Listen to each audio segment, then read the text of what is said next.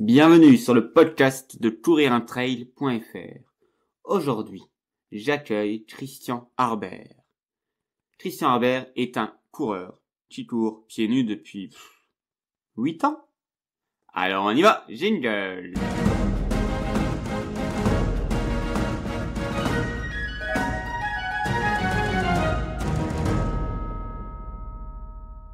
Bonjour Christian. Alors, tu es bien connu dans la francophonie des coureurs pieds nus ou en chaussures minimalistes. Ton site, moi je t'ai d'abord connu à travers ton site courirpiednus.com, tu es souvent cité et tu es même apparu dans quelques émissions de télévision comme Le pouvoir incroyable du corps humain avec Adriana Carambeu et Michel Sim. Tu es aussi président de la section française au sein de la Barefoot Runners Society. Tu cours essentiellement pieds nus, des marathons et des trails. De temps en temps, j'ai vu que tu utilisais des sandales minimalistes, appelées URH, qui sont inspirées des sandales de la tribu, qui est devenue célèbre, la tribu mexicaine, qui est devenue célèbre grâce au livre Born to Run de Christopher McDougall. Voilà cette tribu qu'on appelle les Tarahumara ou un peu plus justement les Raramuri. Et d'ailleurs, tu t'es inspiré de leur jeu pour créer le Trail Ball. Alors, tout d'abord, merci pour cette introduction qui est très complète. J'ai donc, pour donner un petit peu le contexte, j'ai commencé à courir pieds nus il y a effectivement à peu près 8 ans, en 2010. Et sans aller dans tous les détails, en fait, c'était à la fois un choix de vie et une décision sportive par rapport à des blessures. D'accord ? Donc, pour un petit peu situer à l'époque, ce qui me faisait le plus des difficultés, en fait, c'était pas tellement la problématique sportive. Ce qui me pesait le plus, c'était le regard des autres, c'est-à-dire le regard de la société. J'avais juste découvert les pieds, mais j'avais l'air, en fait, les premières fois, de sortir tout nu. Et ça, c'est un refrain que beaucoup de personnes qui se lancent dans la course pieds nus vont citer. Et c'était tout à fait mon cas. Alors, ce n'était pas bloquant, mais ça, j'y m'attendais pas. Et en fait, ça m'a accompagné pendant quelques semaines. Je dirais, avant de s'estomper. Plus tard, j'ai couru en kilt. Ça aussi, c'est un petit peu une question de foi, pour des raisons qui me sont propres. Mais ces débuts, en fait, étaient un petit peu, plus compliqués par cet aspect-là. D'accord. Et tu cours juste pieds nus ou est-ce que dans la vie de tous les jours tu marches aussi, tu te déplaces pieds nus? Alors en civil, j'ai tendance à rester chaussé en chaussures minimalistes. Par habitude, c'est pas que c'est impossible, mais c'est vrai que le pied nu, le fait de me déplacer sans chaussures, dans mon cas, est réservé à l'acte sportif. Et ça, il y a peut-être d'autres personnes, donc ce n'est pas que il me faut absolument une communauté autre, c'est juste une habitude qui s'est installée comme ça. À l'époque, je travaillais en entreprise, donc ça a sûrement un petit peu influé. Voilà. Donc, sur ma pratique, sur 12 mois par exemple, je cours environ 3000 km. Et je vais dire, si je regardais tout à l'heure un petit peu les statistiques, et d'année en année, ça fait à peu près un tiers en URH, donc ce sont des sandales de course que tu as évoqué dans l'introduction, et le reste, c'est-à-dire les 2 tiers de mes kilomètres, de mon volume, c'est sans chaussures. Donc effectivement, c'est parce que, ça me plaît beaucoup, 2, ça m'empêche d'être blessé, malgré des sorties très longues des fois, et puis 3, c'est une habitude maintenant, j'agis comme ça, je conçois carrément la course à pied de cette façon-là. Pour moi, c'est une façon naturelle de courir. Et voilà, donc c'est une habitude qui est solidement ancrée dans ma pratique sportive, on va dire. D'accord. Et alors, tu as parlé que socialement, c'était ça qui était le plus difficile. Est-ce qu'aujourd'hui, c'est toujours le côté social le plus difficile? Ou est-ce qu'il y a un côté musculaire ou le froid? C'est bientôt l'hiver. Alors oui, j'aurais pu parler du froid. Alors, pour en finir avec la dimension sociale, il faut savoir que dans l'Occident, en fait, dans les pays d'Occident, le fait d'être pieds nus est en général associé à la pauvreté et donc à la marginalité, à l'exclusion. Donc le regard est pesant et en fait ce n'est que renforcer cette impression et ça perdure encore. Les remarques des passants qui me voient, qui vont lancer des petites remarques désobligeantes, ça arrive malheureusement encore, bien que j'ai aussi beaucoup d'encouragement. Euh, donc voilà, c'est vraiment, ça a été renforcé. Les premières remarques ont été un petit peu dures à digérer. Mais ça vient, en fait, ce n'est pas anodin. C'est-à-dire la société n'a pas l'habitude de voir des personnes normales, dans le sens qui font du sport, par exemple, courir sans chaussures. Donc c'est un petit peu aberrant. C'est un comportement aberrant. Mais il faut pas pour ceux qui tentent très bien l'expérience, il ne faut pas se laisser dissuader en fait de la pratique pour cette raison-là. Au début, quand on change d'habitude, forcément il y aura un petit peu de comment dire, d'adaptation à prévoir. Alors, juste un mot sur l'autre frein potentiel, ça aurait été la météo, c'est-à-dire le froid. Mais j'ai vite découvert, dès le début d'ailleurs, parce que j'ai commencé à l'automne, sérieusement, à courir pieds nus, à l'automne 2010, donc tout de suite j'étais dans l'hiver, que à moins d'être vraiment dans la saumure, dans la neige en fait fondue, le froid ne pose jamais de problème pour la course pieds nus, surtout sur bitume, à condition, si on s'aventure dehors par température négative, à condition de ne pas s'arrêter. Alors, ça peut paraître un peu ridicule, mais c'est vrai que tant qu'on bouge, la circulation sanguine est telle que, comme quoi la nature est bien faite, que le froid n'a pas le temps de s'installer. Donc le fait de bouger, en fait, au bout de 5-10 minutes, toute sensation de froid s'en va, si on a une circulation normale, et puis cela devient carrément agréable. Et même des fois en fin d'hiver, en fait, j'ai un petit peu le syndrome des pieds chauds, puisqu'ils sont tellement habitués en fait au froid que, eh bien, ils surcompensent en quelque sorte. Donc le froid n'a jamais été un frein, jamais. D'accord. Et quelle est ta routine d'entraînement en ce moment? Alors tu sais, il n'y a pas vraiment pour moi une dimension temporelle en ce moment. J'explique. C'est-à-dire que depuis les années que je cours environ 3 fois par semaine. Je cours rarement 2 jours de suite pour 2 raisons. D'abord, parce qu'il faut vraiment bien veiller à la dimension repos de l'organisme, les pieds, mais pas que. Et deuxième raison, eh bien, je suis très feignant. Donc 2 jours de suite, c'est juste, j'ai pas le courage. Donc je laisse souvent, enfin quasiment toujours 2 jours, un jour entre séances.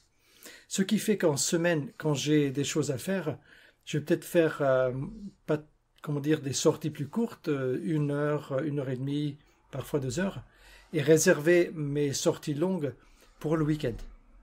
Et en sortie longue, les 3000 km que j'ai évoqués tout à l'heure, il faut les faire sur 12 mois. Donc samedi dernier, j'ai fait le tour de Paris sur les maréchaux, ça m'a valu 43 km, pieds nus. Mais pour moi, c'est une méditation. Ce sont 4 heures où je passe le temps à réfléchir ou peut-être à pas réfléchir, et juste à être dans le présent. Voilà. Donc ça, la routine, c'est à peu près ça. Un petit peu en semaine, mais pas trop. Et puis une sortie longue, si possible le week-end. Alors ça varie assez peu, je me permets d'ajouter, par rapport à des courses que je pourrais faire parce que c'est à peu près mon rythme de croisière. Je ne varie pas beaucoup entre une notion de haute saison ou basse saison, des choses comme ça. Je ne fais pas non plus de pause pendant l'année, mais mon organisme n'en exprime pas le besoin. Je saurais l'écouter s'il était vraiment fatigué, mais c'est pas le cas. Donc pour moi, en fait, l'objectif, on va dire en volume, c'est au moins 50 km par semaine. Et dès que j'ai ça, je suis content. Comme je suis un petit peu obsessionnel, eh bien, c'est une distance à atteindre et puis ça va pour la semaine. D'accord. Et tu as dit avant que tu t'es mis à la course pieds nus pour des raisons sportives, mais aussi par rapport à ton mode de vie. Alors, pourquoi? Qu'entends-tu par mode de vie? Alors, mode de vie, en fait, disons que c'était pas la raison principale, la dimension mode de vie, mais je sentais bien par rapport à mes origines, où j'ai passé l'essentiel de mon temps dehors et en campagne. Pour moi, la ville est un petit peu on dirait une construction artificielle, par définition. Et Mhm. je le tolère, mais c'est vrai que, euh, comment dire, j'avais fait des années de course cycliste, et ça c'était très bien. Et à un moment donné, je ne pouvais plus le faire, et donc il a fallu que je trouve autre chose qui utilise mon endurance. Mais il n'y a pas beaucoup de sports, en fait, finalement, qui font dans l'endurance si ce n'est pas le vélo, qui permettent de partir une demi-journée à vagabonder dehors dans la forêt, dans les plaines, etc. toute l'année. Donc, je cherchais vraiment une activité donc, qui corresponde avec mon besoin de retrouver la nature et les sensations les saisons, etc. Et donc, la course en tant que telle, chaussée n'a m'a pas du tout réussi.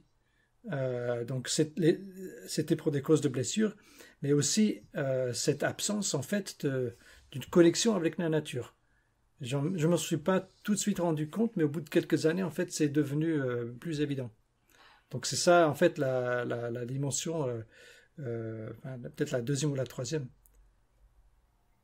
D'accord. Et du coup, quel conseil tu pourrais donner pour les futurs pieds nus qui nous écoutent, qui seraient tentés? Alors je pourrais te parler jusqu'à demain, mais je vais être gentil, je ne vais pas le faire. Euh, le, Le plus important, en fait, c'est d'apprendre à écouter son corps et à respecter ses limites. C'est-à-dire, quand on commence à courir pieds nus, vraiment pieds nus, on a tendance à être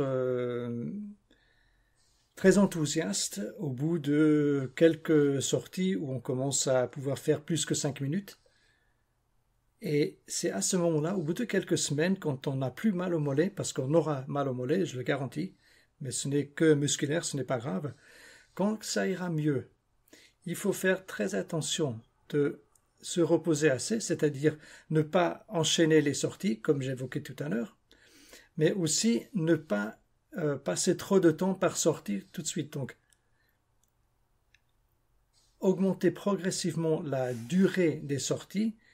J'utilise, c'est un petit peu arbitraire, mais pour s'accrocher à un chiffre, par exemple, une progression de 10% par semaine, c'est-à-dire faire 20 minutes la première semaine et puis peut-être 25 la semaine d'après. Bon, ça ne fait pas 10%, mais on s'entend.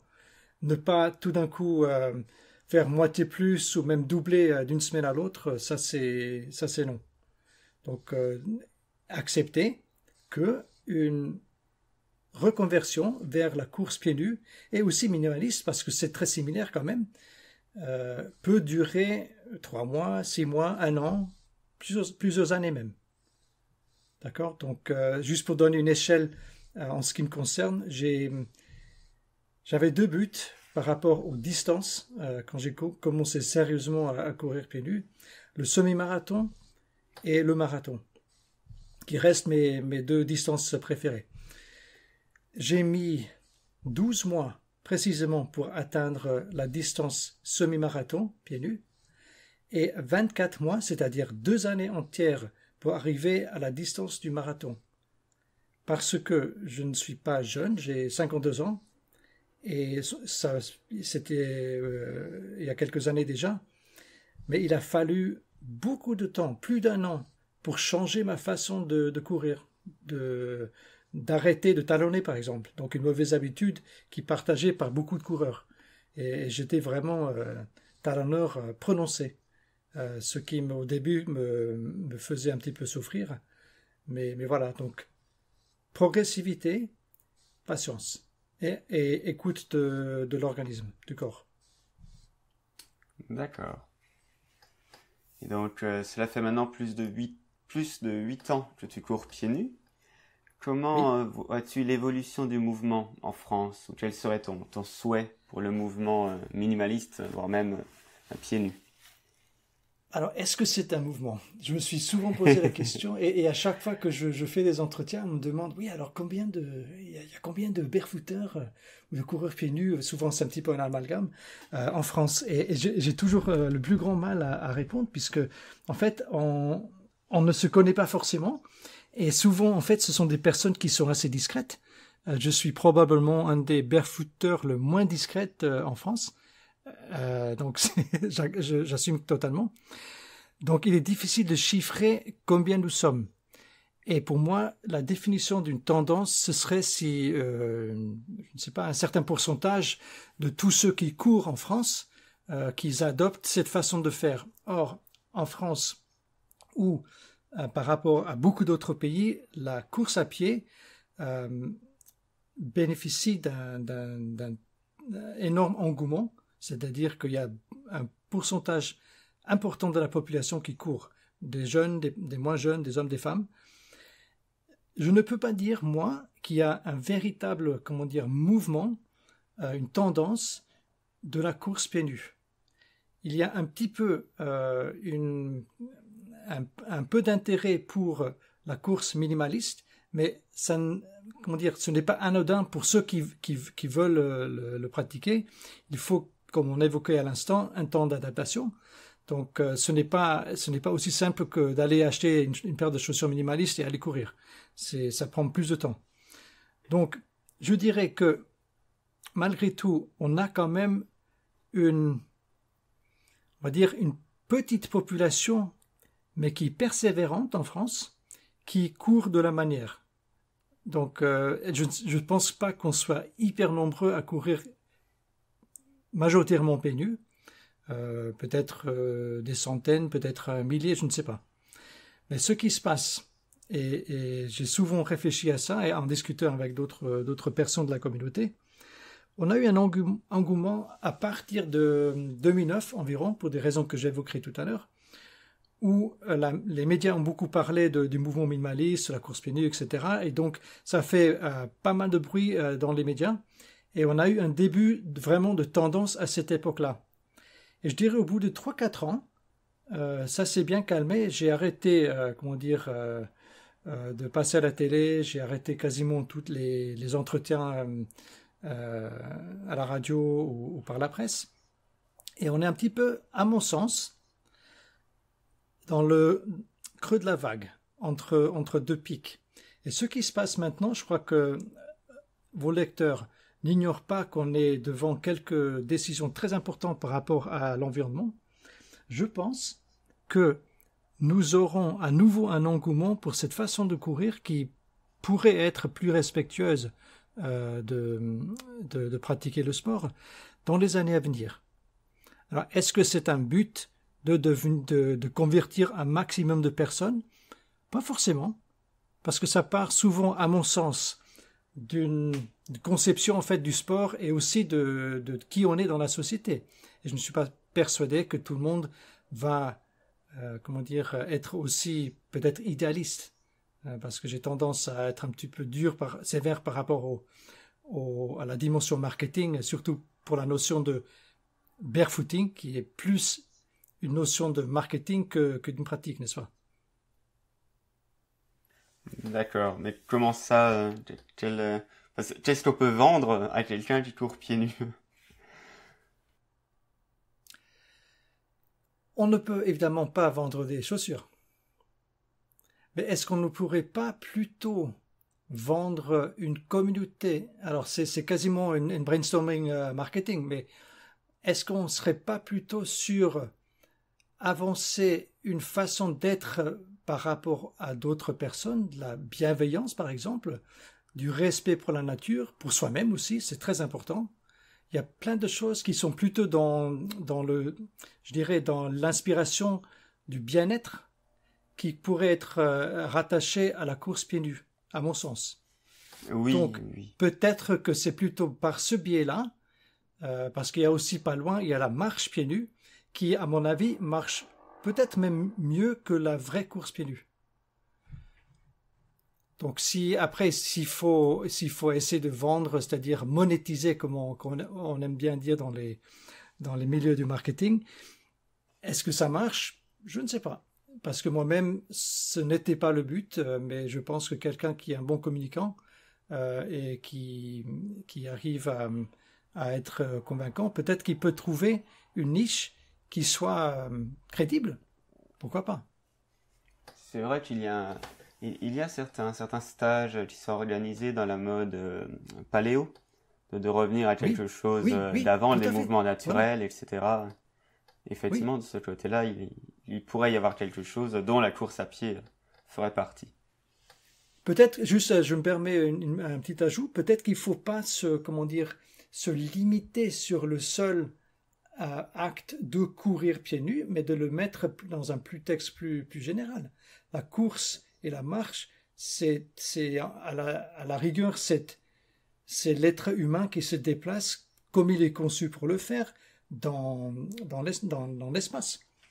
Donc voilà, c'est pas juste courir pieds nus pour courir pieds nus. Oui, il y a du coup plusieurs dimensions, pas juste l'aspect que tu parlais avant par rapport aux blessures. On se blesse pas, sauf si on va trop vite, mais sinon on se blesse. On n'a plus les blessures occasionnées à cause des chaussures, mais il y a aussi une dimension du coup spirituelle que chacun peut mettre en tout cas ce qu'il souhaite derrière ça. On n'est pas après je promets, j'ajoute pas encore des choses, mais on est quand même un petit peu souvent sur une quête par rapport à soi-même. C'est un petit peu mon cas. Pour moi, le but était de ne plus être blessé et d'être plus en phase avec moi-même. Mais chacun va en fait trouver ses raisons à lui. Il ne faut pas vendre la course pieds nus comme une solution miracle qui va permettre de courir sans blessure. C'est plus compliqué que ça, parce que d'une manière biomécanique, en fait, l'acte de courir est extrêmement complexe. Donc, il y a pas une remède miracle, en fait, qui va guérir tous les maux, en quelque sorte. Mais dans mon cas, ça a parfaitement marché. Je le dis quand même. D'accord. Mais du coup, pour toi, personnellement, ce serait quoi pour cette... est-ce que tu souhaites qu'il y ait effectivement un engouement pour la marche pieds nus, pour la course pieds nus, et voilà, quel serait ton souhait à toi personnellement pour le mouvement ou pour l'ensemble de la discipline, si on peut dire ça comme ça?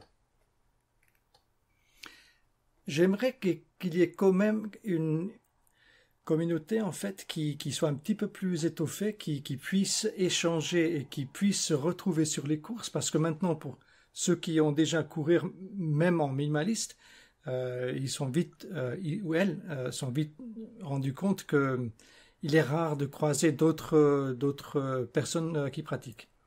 Donc ce serait quand même agréable de temps en temps de croiser d'autres personnes qui font cela.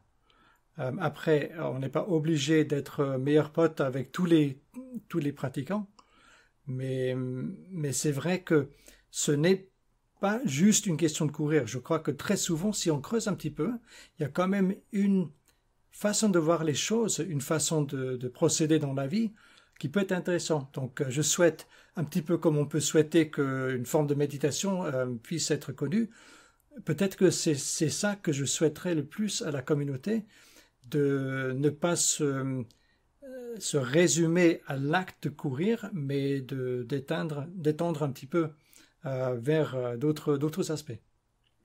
D'accord. Et je pense sincèrement que, avec le contexte actuel en France et ailleurs, que ça va se faire progressivement. Hmm.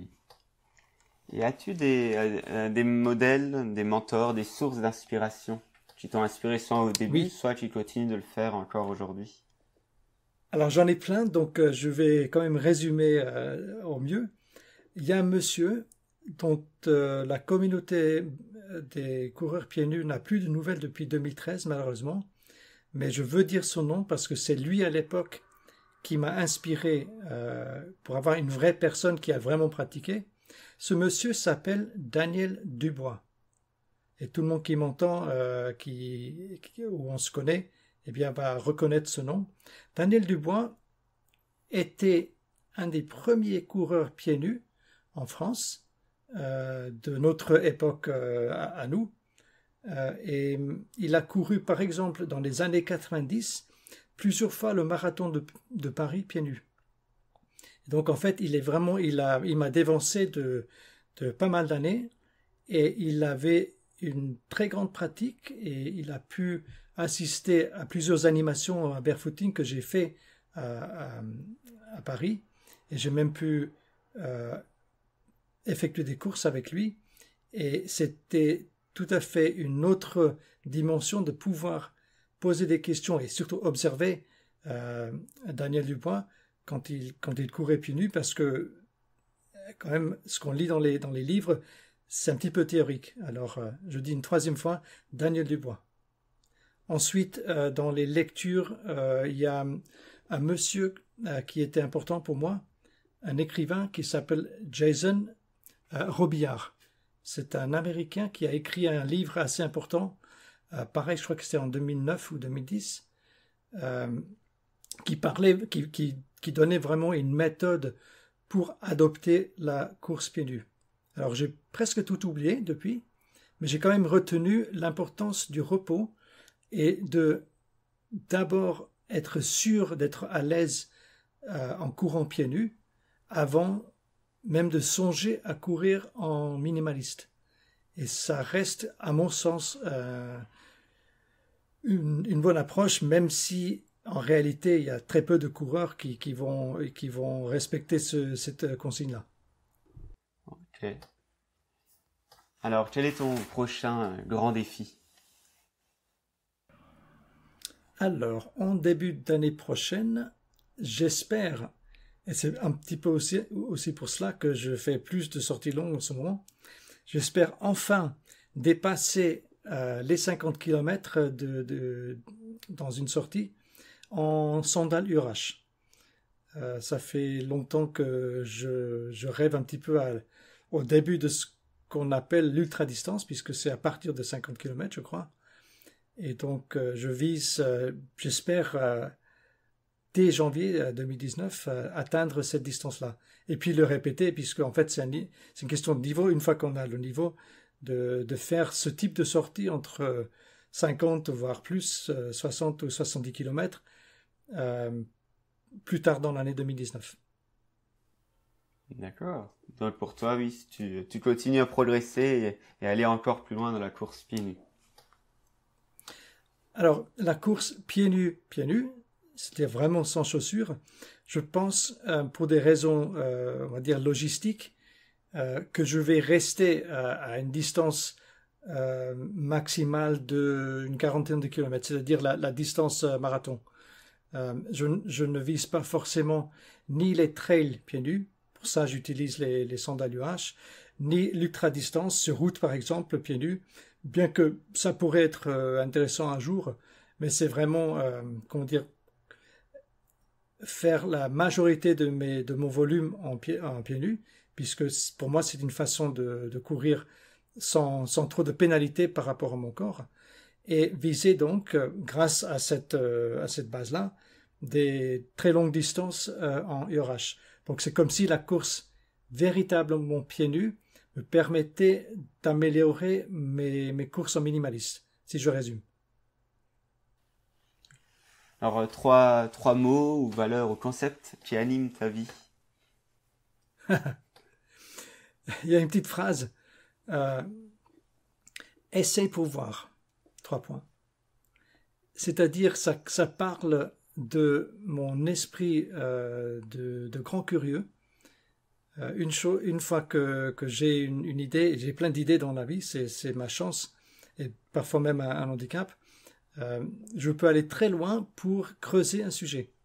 Donc ça, c'est vraiment par esprit de curiosité, et c'est ça qui m'a en fait mené, une fois de plus, à creuser le pourquoi je suis blessé en courant même des petites distances, c'était en 2010, et qui m'a mené à la course à pieds nus. Et en fait, ça aussi, je dirais, ça parle aussi à une certaine ténacité, ou bien peut-être une dimension obsessionnelle, pourquoi pas. Mais souvent, les personnes qui font des grandes distances sont des obsessionnels. Ça, j'avoue que j'en ai croisé plein dans le cas. Ça me rappelle c'est Scott Jurek, donc un très grand Oh oui, ultra-trailer, qui oui, lui oui. voyait une comparaison entre ceux qui font des très grandes distances et les drogués. Ça, c'est la même chose, ils recherchent Ah la oui, même oui, chose. oui, oui. Oui, oui, tout à fait. Et en fait, enfin, un troisième mot en tant que tel, je dirais, je suis un grand, euh, pas nerveux parce que ça c'est un peu péjoratif, mais un petit peu inquiet. Hein. Donc c'est vrai que la course me permet de faire face à tout ce qui me ferait peur des fois dans l'ombre. Comme ça, je réfléchis un petit moins. Voilà, ça m'aide à tenir. Mais là aussi, je suis certainement loin d'être seul. Ok. Et est-ce que tu aurais un livre à conseiller? Oui, bien sûr. Et tu l'as déjà évoqué, puisqu'il s'agit du fameux ouvrage, vraiment l'œuvre séminale écrit par le grand Christopher McDougall, Born to Run, traduction Né pour courir. Alors, ce livre qui est sorti en 2009, je crois, a vraiment été comment dire, au, vraiment la racine de ma pratique. Ça m'a complètement ouvert les yeux. C'était vraiment, ça tombait juste au moment où j'avais des soucis et que je cherchais une autre voie. Et heureusement pour les Français et les francophones, ce livre a été traduit il y a quelques années déjà par un traducteur que certains connaissent, un monsieur Jean-Philippe Lefief, édition Guérin. Et je conseille vraiment à celles et à ceux qui voudraient euh, commencer la course pieds nus de lire cette œuvre pour savoir un petit peu comment se situe en fait la course pieds nus, aussi la pratique de l'ultra-distance, etc. Parce que tout est un petit peu lié pour voir les origines en fait de cette façon de courir qui va aussi beaucoup parler de nos origines en tant qu'espèce et l'importance de la course dans notre évolution comme espèce. C'est assez fascinant. Ok. Effectivement, bah, j'en avais déjà parlé sur le site Courir un Trail. C'est effectivement un livre que je conseille aussi pour toutes les raisons que tu as évoquées, entre autres. Ah, alors ne pas être surpris par le ton un petit peu romancé et franchement un petit peu américain. Lui, c'est un petit peu une grande gueule. On aime ou on n'aime pas. Et c'est pareil pour le style. Mais quand même, je crois que ça donne une bonne vue d'ensemble de ce que c'est que la course pieds nus, minimaliste aussi. Il parle de tous les grands, les Scott Jurek, etc. Il les connaît tous. Et c'est vraiment un bon comment dire, un bon point de départ.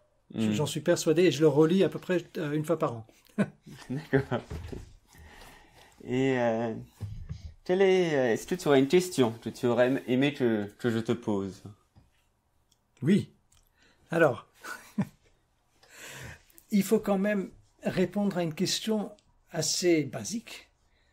Et on me la pose assez souvent, mais c'est vrai que on n'y pense pas forcément en tant que coureur.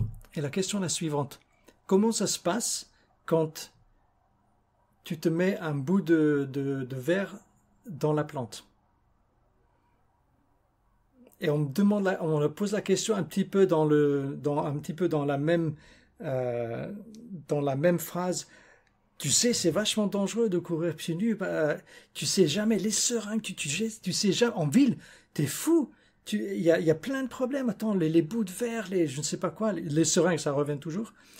Et donc, en fait, après, on vient naturellement à la question. Si t'es loin de chez toi et tu marches sur un bout de verre, et alors, comment tu fais?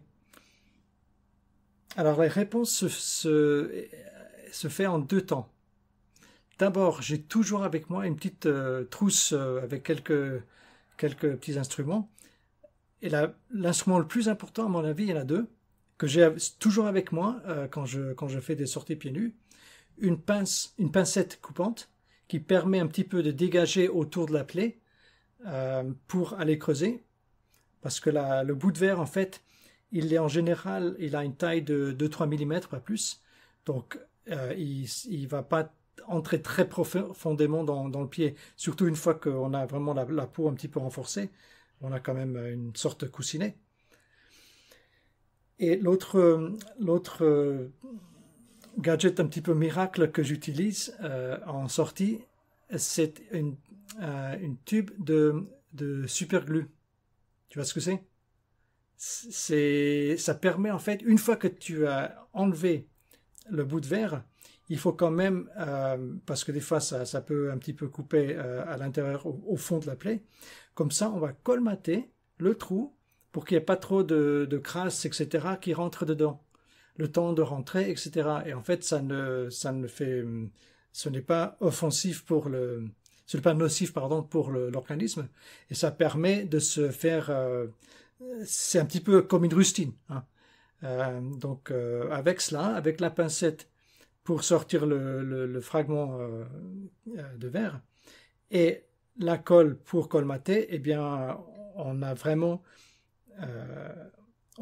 la possibilité de surmonter à chaque instant un incident comme ça.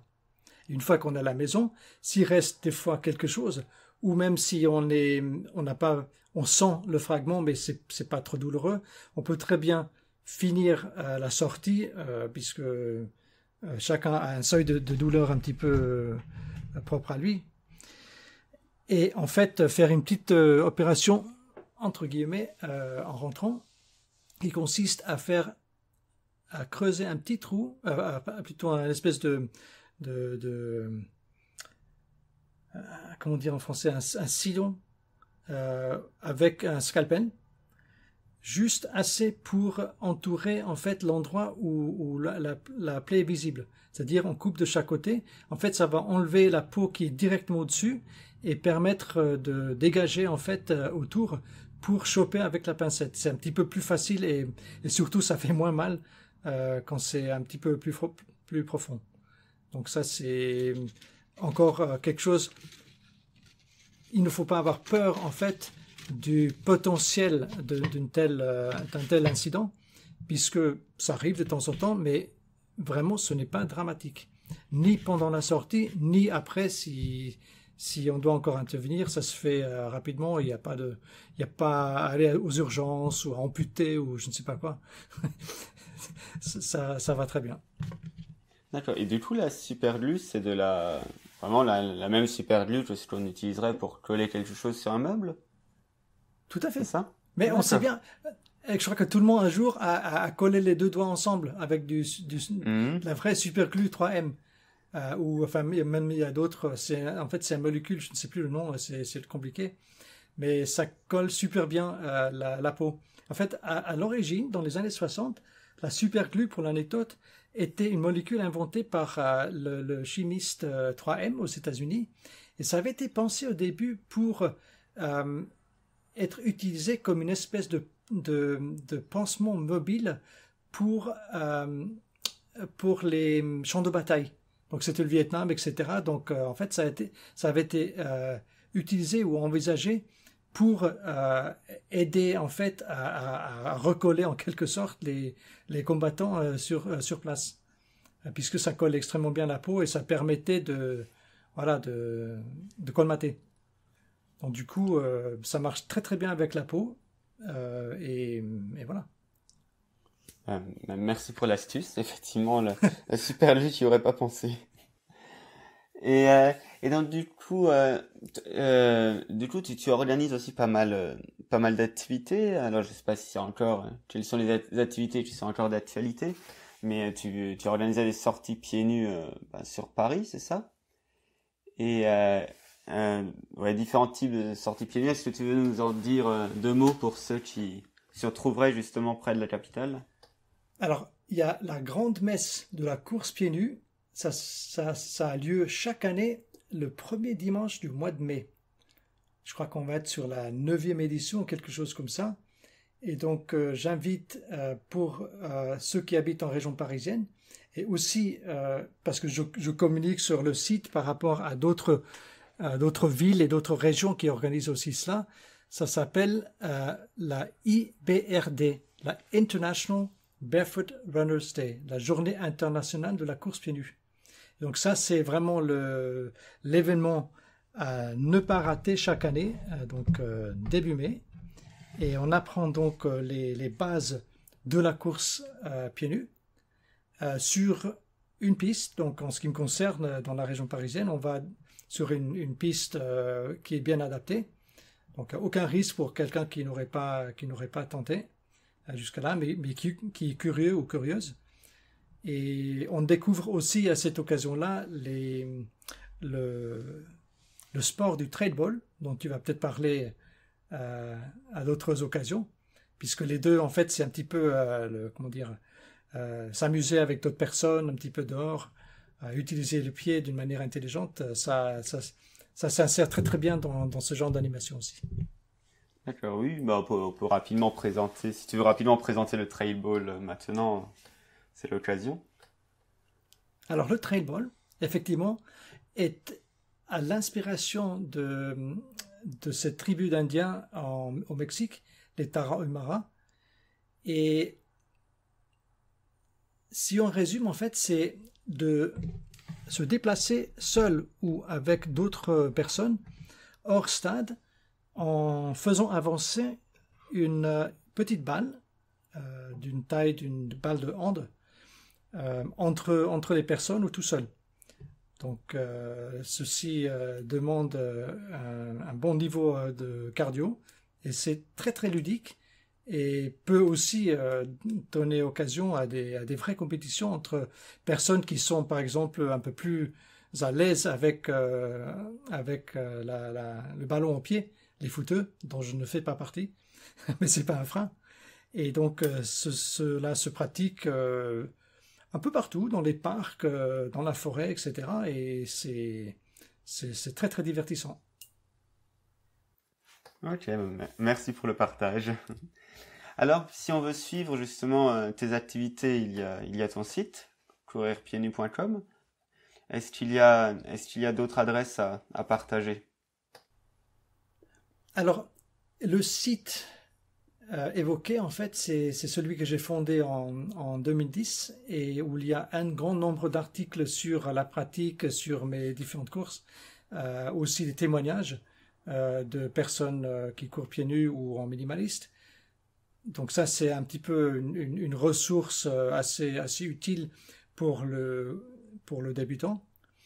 Et il y a une communauté de coureurs pieds nus qui est fédérée en France sous l'égide de la BRS, la Barefoot Runners Society,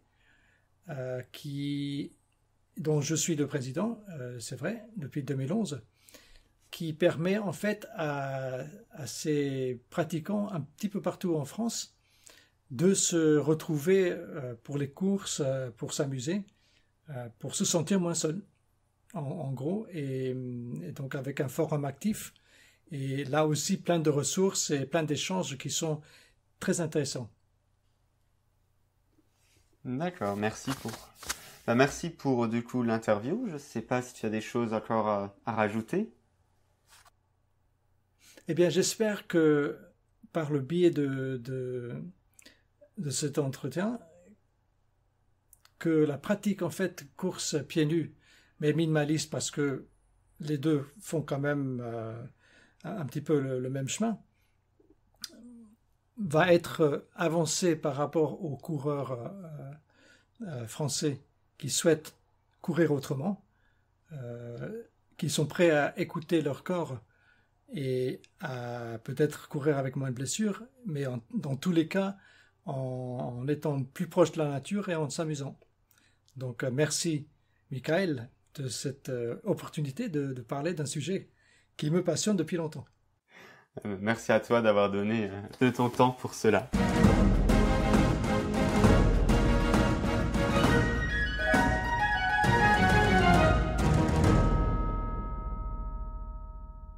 Pfiou, quelle interview! 40 minutes de plaisir, de découverte, d'échange, d'amusement. En tout cas, moi, ça m'a fait des fourmis jusqu'au doigt de pied. Sur ce, je vous dis à très bientôt. Abonnez-vous et ciao!